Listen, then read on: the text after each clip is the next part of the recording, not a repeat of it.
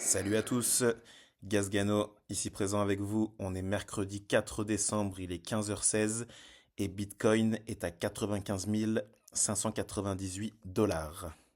Alors aujourd'hui, petite vidéo sur Ethereum. On va regarder sur la paire ETH-USDT les possibles setups de trade qui nous entourent.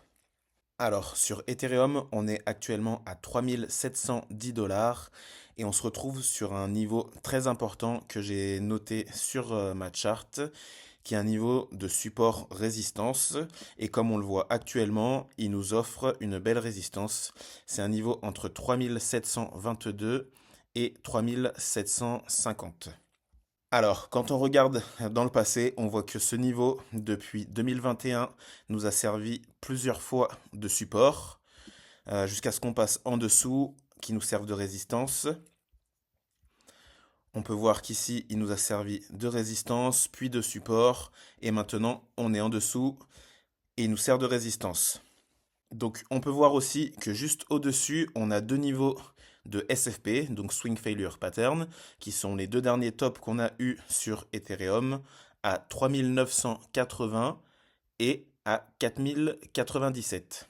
On peut voir aussi sur Ethereum qu'on a en dessous un order block daily à 3160 qui va jusqu'à 3030. On peut voir aussi qu'on a un niveau qui arrive en confluence avec notre order block, qui est cette ligne violette que j'ai appelée YTD pour Year to Date. C'est une VWAP que j'ai placée au premier de l'an. Alors moi je trade beaucoup en utilisant les VWAP. D'ailleurs j'ai une vidéo de présentation sur les VWAP que je posterai bientôt. Donc cette VWAP Year to Date qui est placée au premier de l'an, on voit que une fois qu'on est passé au-dessus, on a eu un gros mouvement bullish sur Ethereum. Elle nous a servi de support dans la zone de mars-avril 2024. On l'a retesté une deuxième fois, une troisième fois en juillet 2024. Et à partir du moment où on l'a perdu, on a eu ce gros sell-off sur Ethereum. Donc là, on est revenu, on a réussi à passer au travers. Et moi, ce que j'attends, c'est peut-être un retest pour la confirmer comme support et pour ensuite continuer le mouvement bullish. Donc ça, c'est un setup que je regarde depuis quelques temps, depuis le 28 novembre, où j'ai posté cette analyse dans un des groupes Market Cypher, où j'ai la chance de pouvoir poster mes analyses, où j'explique que beaucoup de gens sont bullish sur Ethereum actuellement. Et donc moi, je regarde un petit peu à l'inverse. Où est-ce qu'on va trouver une résistance? Donc on a ce niveau de support-résistance entre 3720 et 3750, mais sachant qu'on a juste au-dessus à 3981 et 4096 les deux niveaux de SFP.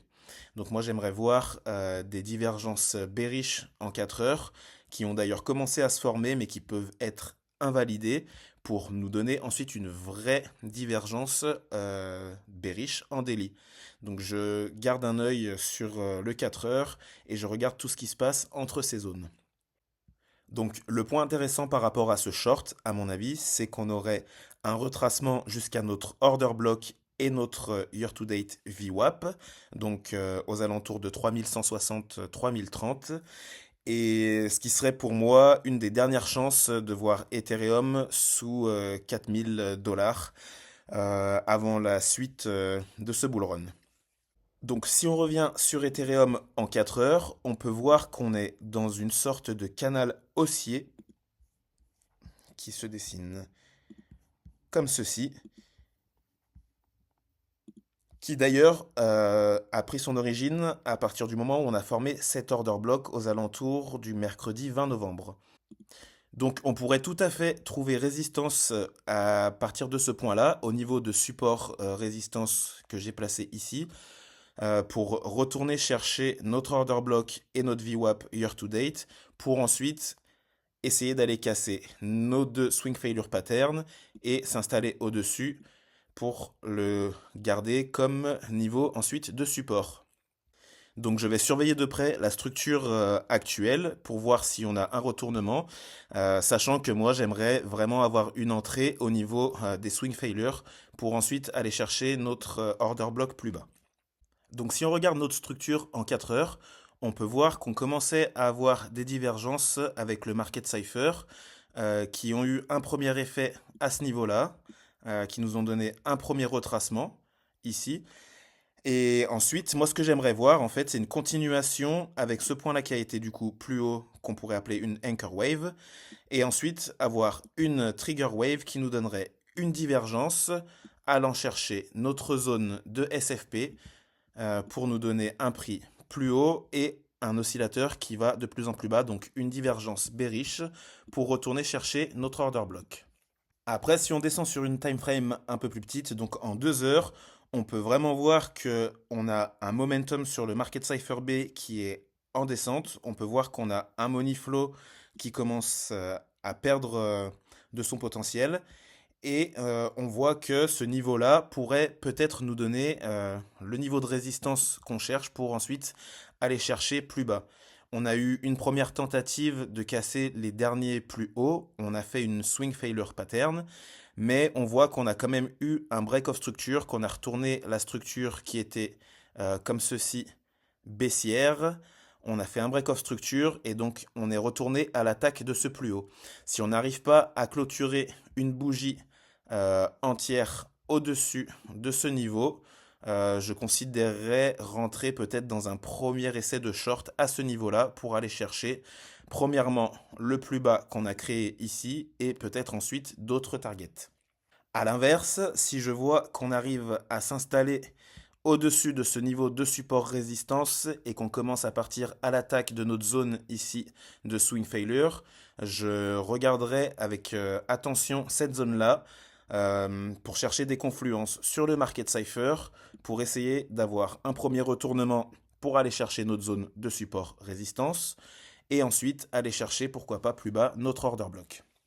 Donc pour conclure, les setups que je regarde actuellement seraient d'abord une première tentative de short si on voit les confirmations à ce niveau-là, ce niveau de support résistance entre 3720 et 3750 avec un stop loss placé en fonction bien sûr du capital, du levier qu'on utilise, etc.